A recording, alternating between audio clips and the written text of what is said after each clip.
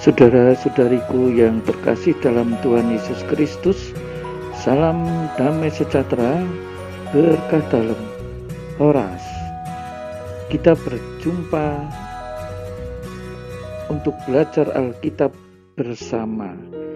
Tema kita kali ini Quaerere et Salvum Facere. Dari Injil Lukas bab 19 ayat 1 sampai 10. Ya, ini mencari dan menyelamatkan yang hilang. Ini juga menjadi moto dari Bapak Uskup Keuskupan Agung Semarang. Nah, saudara-saudari jangan lupa ya untuk subscribe, bagikan kepada teman-teman dan like serta komen. Dari Tuhanlah pertolonganku channel, pakai kata channel ya biar tidak rancu dengan akun yang lain. Yesus masuk ke kota Yeriko dan berjalan terus melintasi kota itu. Coba kita lihat di sini ya, Yesus berjalan terus. Itu artinya Yesus berkeliling, tidak ada capek-capeknya untuk selalu mewartakan Injil. Masuk dari kota yang satu ke kota yang lain, dan kali ini memasuki Yeriko berjalan terus. Nah, di situ ada seorang bernama Sakius, kepala pemungut cukai, dan ia seorang yang kaya.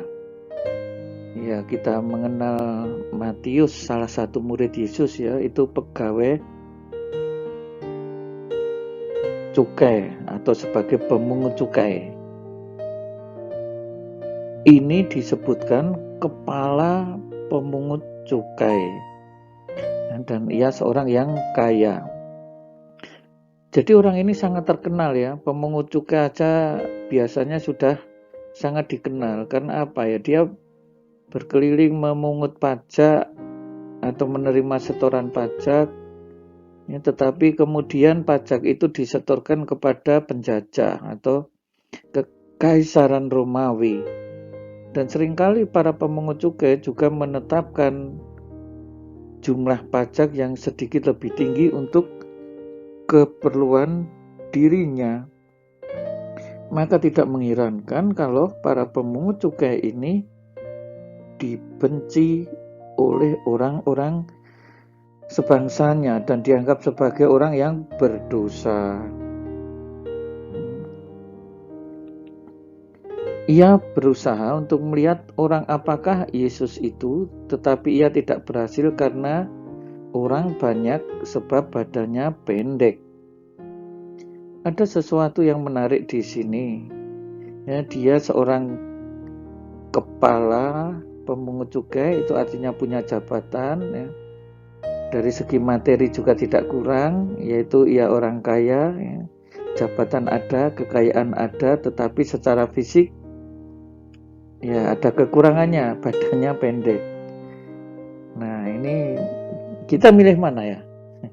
Mau gagah, ganteng, tinggi, tapi nggak punya apa-apa, atau ya badannya pendek, sederhana saja, duitnya banyak. Ini yang menjadi masalah bukan itu sekarang ya, tetapi ini permasalahannya Sakius ini dianggap sebagai orang berdosa. Ia berlari mendahului orang banyak lalu memanjat pohon ara untuk melihat Yesus yang akan lewat di situ. Nah, saudara-saudari, ini ada sesuatu yang menarik ya. Untuk melihat Yesus, ya, Sakius itu berjuang. Apa perjuangannya di sini? Pertama, berlari, ya kan? Mendahului orang banyak. Yang kedua, memanjat pohon untuk melihat Yesus. Jadi niatnya ini memang besar ya.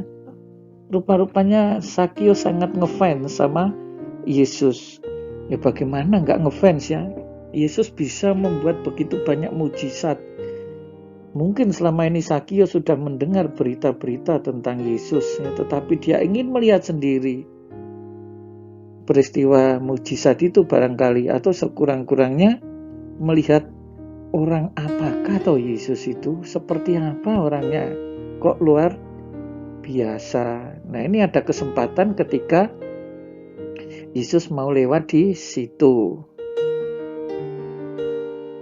Nah, sekarang kita bisa merenungkan yang bagian ini dulu ya. Apakah kita mau seperti Sakius ya, berjuang, berlari, memanjat pohon?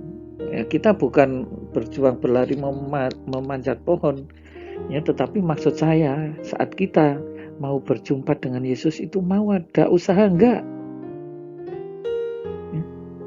Mau korban enggak? Nah, ini harus menjadi bahan pertimbangan kita.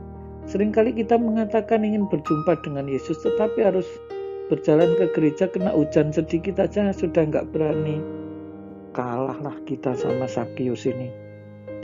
Ketika Yesus sampai ke tempat itu, ia melihat ke atas dan berkata, loh, akhirnya berkatnya turun kan? Ada kan dari Yesus?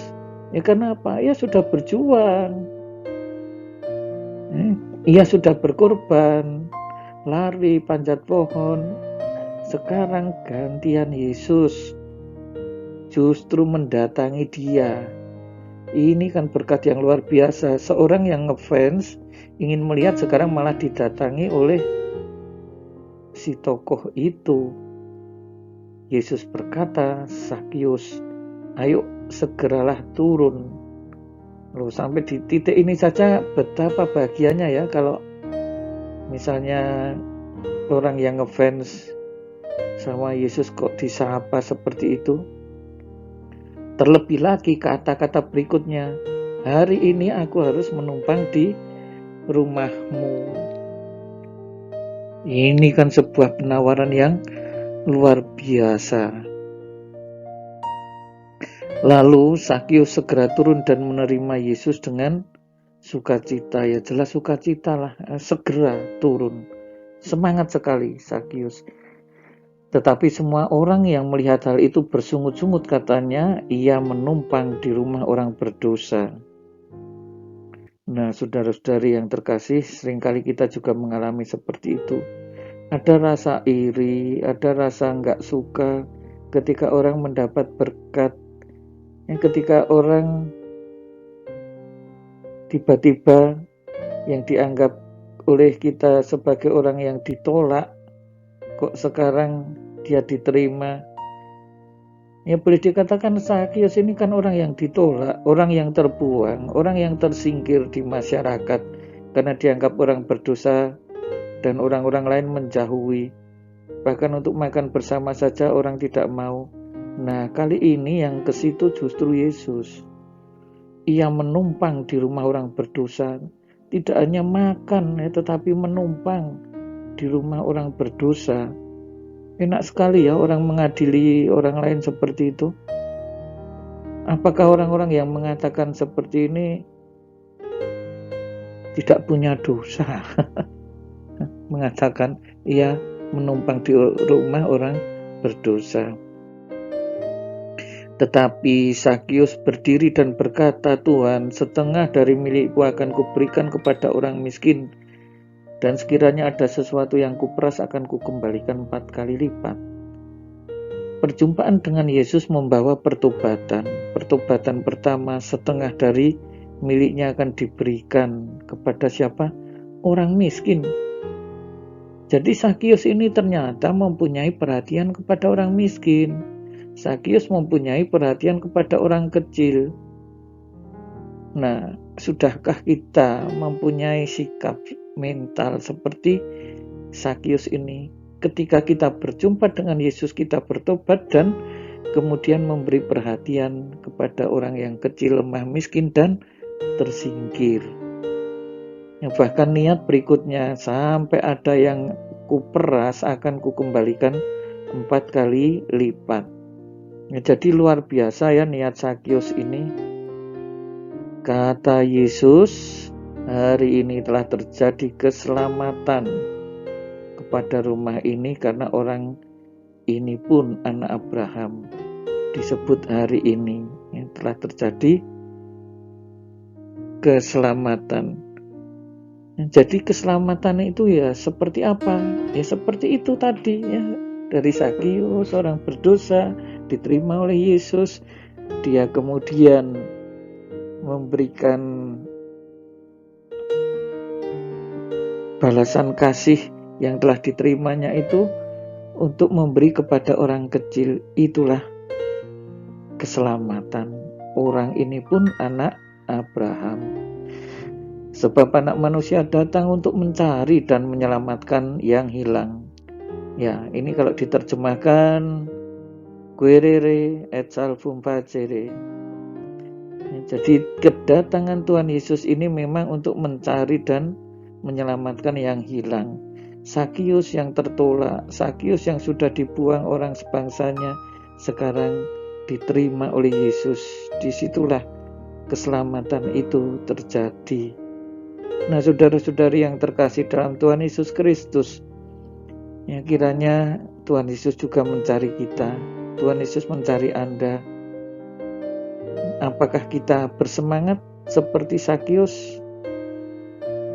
Mari kita renungkan untuk diri kita masing-masing. Salam damai sejahtera, Tuhan Yesus memberkati. Baik saudara-saudari, jangan lupa untuk membantu subscribe. Bagikan kepada teman-teman di grup-grup dan like serta komen dari Tuhanlah Pertolonganku channel. Saudara-saudari sekalian, pekerjaan saudara, aktivitas saudara, keluarga saudara dilindungi dan diberkati oleh Allah yang Maha Kuasa, Bapa dan Putera dan Roh Kudus. Amin.